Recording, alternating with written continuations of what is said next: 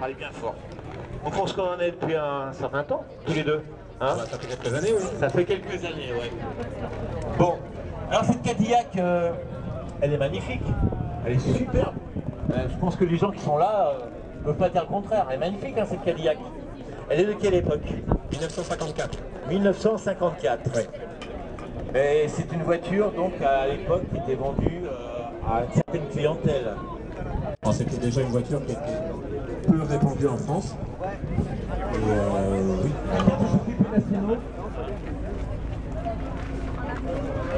Et qui valait, oui, certainement très très cher à l'époque.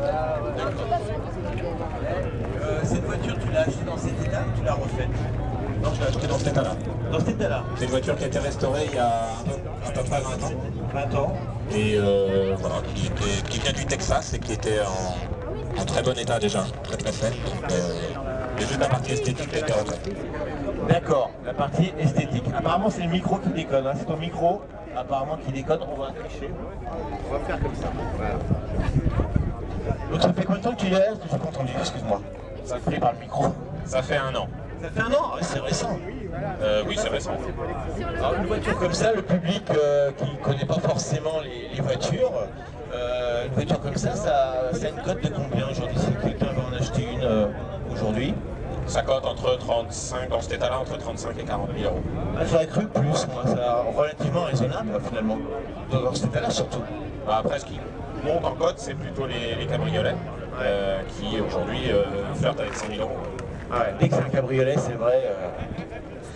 C'est Cadillac qui a lancé les premiers pare-brises panoramiques, je crois, au début des années 50, il me semble. Alors c'est Cadillac qui a lancé les pare-brises panoramiques en 53 sur la Cadillac Eldorado cabriolet. La fameuse Eldorado qui était vraiment le summum. Il y a très peu d'exemplaires d'ailleurs cette année-là, je crois. 5000 exemplaires et c'est une voiture très désirable. Très désirable aujourd'hui. Donc on va détailler cette voiture.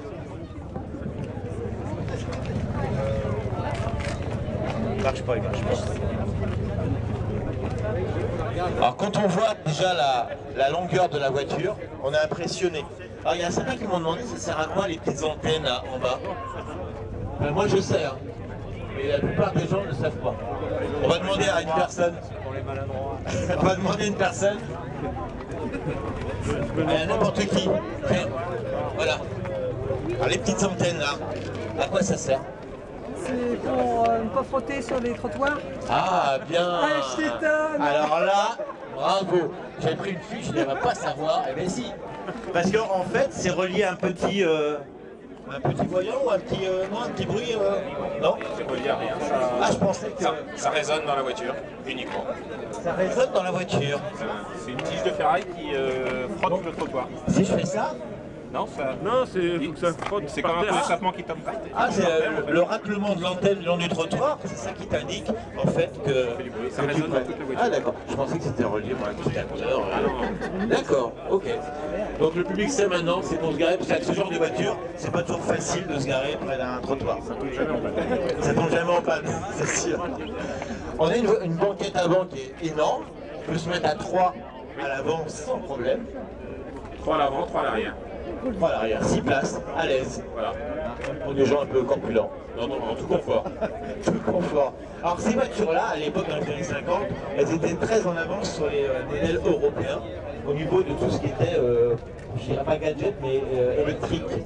On avait un tas d'assistance électrique déjà sur ce genre de voiture qu'on n'avait pas forcément en Europe, et notamment en France. Alors on a d'ailleurs des 4 vitres électriques, la banquette électrique. On a également la direction assistée, la boîte automatique. La boîte automatique, une institution déjà aux États-Unis à l'époque. Ouais. La plupart des voitures étaient équipées de la boîte automatique depuis fin des années 40. On peut se demander pourquoi les États-Unis ont développé ce système de boîte automatique bien avant l'Europe. Il y a quelque chose de particulier c'est le système des autoroutes, le fait de... Ouais, je pense que c'est un système routier qui fait que c'est une très grande route toute droite. Donc, de toute façon, moi je suis adepte de la boîte automatique et je ne conduis quasiment que ça, donc c'est un confort aujourd'hui. Un confort, ouais. Donc ce sont des boîtes en sort assez modernes quand même. Au niveau, quand le passage des vitesses est assez lent ou assez rapide quand même? C'est de la boîte automatique qui a 60 ans, donc c'est des 4 vitesses, mais ça fonctionne très bien. 4 vitesses quand même. Ouais. Oui, oui. D'accord. On va développer la partie mécanique. Donc cette voiture-là est déjà équipée de... Non, elle n'a pas de disque encore, c'est encore des tambours. Ah oui, 4 tambours avec assistance. Avec assistance, dans les tambours doivent être énormes pour arrêter un poids pareil, parce que le poids c'est combien? Ça fait 2 tonnes. 2 tonnes tout rond. Ouais. Imaginez 2 tonnes. Et donc les freins tambours, c'est pas un peu juste, non? Ah bah faut anticiper. Faut anticiper, ça j'attendais de le dire de toute façon. Faut anticiper. Enfin ils doivent être énormes comme les tambours. Oui, mais si on appuie trop fort, ça bloque. Donc il faut anticiper et il faut pas se laisser surprendre. D'accord, il ne faut pas se laisser surprendre. On va détailler le moteur, s'il te plaît. Parce que bien sûr, c'est toujours un V8. Dans cette catégorie-là, c'est le fameux V8. Oh là là, c'est nickel, franchement. On peut pas lever plus, non? Non. Ah bon, ça va. On va se pencher alors. Donc, c'est magnifique. Franchement, on dirait même que c'est plus beau qu'à l'origine. Non, à l'origine, c'était déjà comme ça? Je pense que c'est à peu près dans le même état qu'à l'origine, oui. Elle a combien de kilomètres de miles, la voiture? C'est une voiture qui doit avoir à peu près 150 000 miles. D'accord. Tu sais depuis combien de temps elle est en France, cette voiture? Ça fait une vingtaine d'années. Une vingtaine d'années, Oui. D'accord. T'as un historique là-dessus, un suivi par rapport à avant? Non? J'ai un historique de... C'est une voiture qui venait du Texas. Du Texas. Qui était conduit exclusivement par un chauffeur. Ah bon? Un chauffeur de maître? Oui, à l'époque. D'accord. Une voiture qui a peu roulé en fait. Une voiture qui a roulé, oui, raisonnablement. Raisonnablement. Sinon, c'est nickel parce qu'on pourrait manger dessus. On ne va pas manger dessus, mais c'est une expression. Ah, bien sûr, on peut manger dessus. Alors, on voit une batterie là-bas qui est toute petite, non? Enfin, on a l'impression qu'elle est toute petite, étroite. Elle est pas si petite que ça, puisqu'elle va complètement dans l'aile. Là, on en voit à peine la moitié. Ah ouais, d'accord, mais c'est 2 batteries côte à côte ou c'est une seule? C'est une seule batterie. Elle est impressionnante. Ah oui, je voyais qu'une partie, moi. Ah oui, d'accord. La longueur de la batterie est impressionnante et la hauteur aussi doit être assez impressionnante. Ouais. Donc c'est batterie spécifique. Quand tu veux changer de batterie, c'est compliqué. Avec les steps, il faut en trouver là-bas. Non, il y a des fabricants en France et puis c'est pas facile de la positionner surtout. D'accord. Parce que ta batterie, elle est récente. Oui, elle a 2 ans. Elle a un look d'ancienne quand même.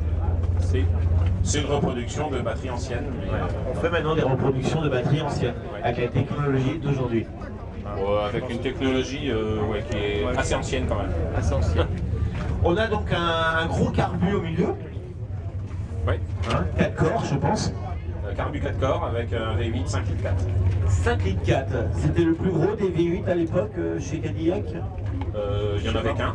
Après, il y avait différentes évolutions, mais il n'y avait qu'un seul bloc. Ouais, d'accord. Ouais. Évolution au niveau des culasses, éventuellement, non? Oui, évolution. Après, c'était surtout des évolutions au niveau du carbu, essentiellement. C'est pas un foudre de gars non plus. Ça reste une grosse voiture de luxe, c'est pas une sportive, bien sûr. On est d'accord. Avec le top, de toute façon, ce serait impressionnant. Alors, quand on regarde la voiture comme ça de face, on est impressionné par le capot, bien sûr, mais on est impressionné aussi par ce pare-choc. Alors, on dit que ces obus-là avaient inspiré le designer de l'époque. Tu es au courant de ça? Les obus ont été inspirés par Marilyn Monroe. C'est ce qu'on dit, oui. C'est la légende. C'est une légende? Bon, ça reste toujours une légende, on ne peut pas savoir. Ça restera une légende. Ça restera une légende, mais on aime bien le dire. Et c'est vrai que les obus, bon, ont un aspect un peu féminin. Et c'est vrai que Marilyn Monroe, elle était bien gâtée à cette époque-là. Oui, elle aurait pu travailler chez Cadillac.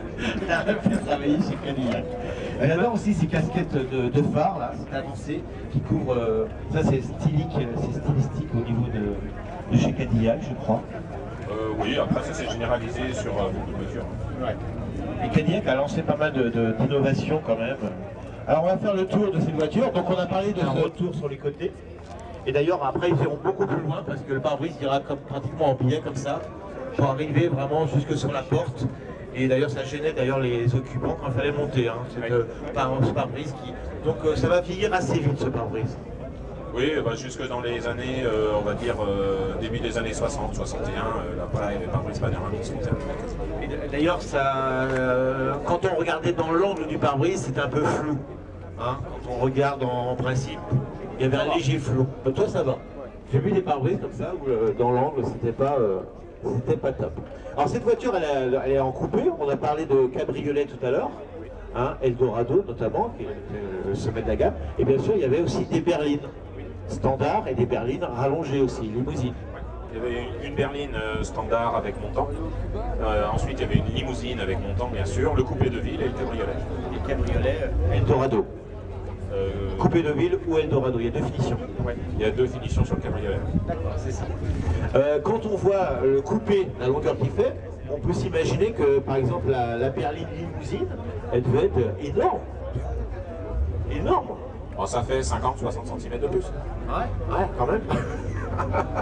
Donc, il faut un grand garage déjà. Comment tu fais, toi, pour garer tes voitures? Eh ben, j'ai un hangar et on n'a pas le choix. D'accord. On va regarder le coffre. De toute façon, quand on voit la banquette et l'arrière, on se doute que c'est pas un coffre, mais une soute à bagages. Hein. Chez Boeing, ils n'ont pas fait mieux. Ah, vous voyez, regardez la profondeur de ce coffre.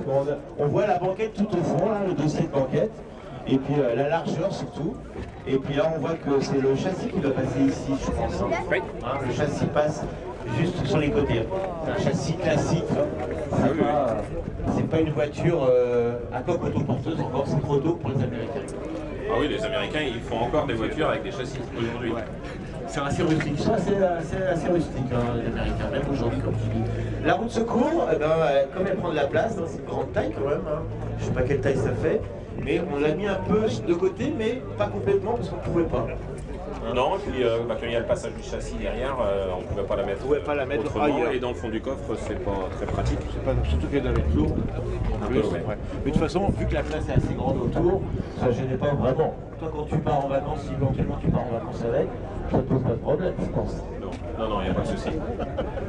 Alors je suis étonné parce que je sais que tu as des caravanes, mais il n'y a pas d'attelage sur celle-ci. Pas encore. Pas encore, ça ne saurait tarder.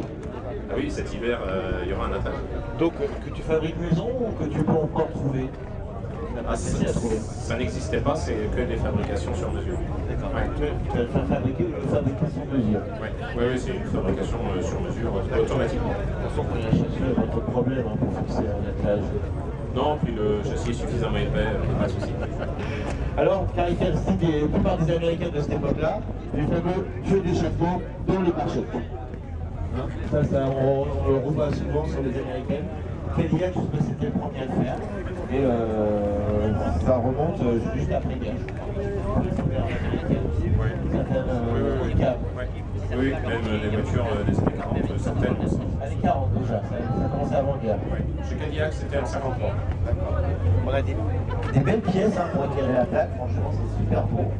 Et je me rappelle aussi que les Simca Chambord, alors peut-être pas toutes, mais la version présidente, avec des sorties comme ça dans les pare-chocs. Copié en fait, les Américains. C'était copié sur les Américaines et les deux sorties étaient à peu près de chaque côté de la plaque. Exactement. On va détailler un peu l'intérieur. Parce que l'intérieur est impressionnant. Salut Ronan. Ça va? C'est ta nouvelle? Je te laisse ouvrir. Alors comme on disait, on peut se mettre à 3 très à l'aise. La banquette est réglable électriquement. Oui. Oui. Je reste ici. Oui, banquette réglable électriquement d'avant en arrière. Impressionnant. Donc on a dit 4 vitres électriques, direction assistée. Qu'est-ce qu'on a encore comme gadget? On a des essuie-glaces à dépression. C'est-à-dire, explique aux gens qui sont ici, qui ne comprennent pas forcément, ils fonctionnent comment? Ben, grosso modo, il fonctionne très mal. Parce que plus on roule vite, moins ça marche. Ah d'accord. Donc en fait, eh oui, mais c'était vraiment pas au point. D'ailleurs, ils sont passés assez vite aux essuie-glaces électriques. Donc le principe au départ, hein, sur papier, c'était que plus tu roulais vite, plus les essuie-glaces allaient vite. Mais bon, ça ne fonctionnait pas toujours. Ouais, dans la vraie vie, c'est l'inverse. C'est quoi ces petits... ouais, ça qu'on voit ici? C'est lorsqu'on ferme la porte, alors ça vient rejointer la vitre. Ah d'accord. C'est au niveau de l'étanchéité en fait. C'est un... Ouais. Non. Oui, au niveau étanchéité. De la pluie. Ah, donc c'est mécanique ça, ouais. clairement mécanique. C'est complètement mécanique. Ok. On a une voiture vraiment très luxueuse. C'est un plaisir de s'asseoir, c'est très confortable. Oui. On pourra avoir cette banquette là dans son salon. On serait très à l'aise. Et je suis sûr d'ailleurs qu'ils le font. On a vu des Américains un peu foufou à mettre des banquettes comme ça, même des arrières de Cadillac dans leur salon, même des avants de Cadillac. On est très à l'aise, on a de la place au niveau de la tête. On a un très grand volant, malgré que la direction soit assistée. Alors c'est rempli de chrome, Moi j'adore. Il y a un rappel sur le tableau de bord de la couleur extérieure de la voiture et sur les portes. Un retour. Alors vous voyez le retour du tableau de bord sur les portes qui est très très bien intégré. Hein, ça ne fait qu'un avec les portes. C'est très très bien fait. On a un poste de radio bien sûr qui est intégré, parce que c'est aussi la radio, les Américains, ils étaient très en avance sur nous. Bien sûr 2 pédales, parce qu'il n'y a pas d'embrayage, vu que c'est une boîte automatique. On a un petit bouton là sur le côté, ça doit être pour le code phare. Hein, au pied, à l'époque, même en Europe, hein, on aimait bien ça. Code phare au pied, très pratique. On avait sur certains modèles, on l'a pas là, mais aussi le changement de phare aussi, par un petit appareil aussi qu'on avait des fois sur...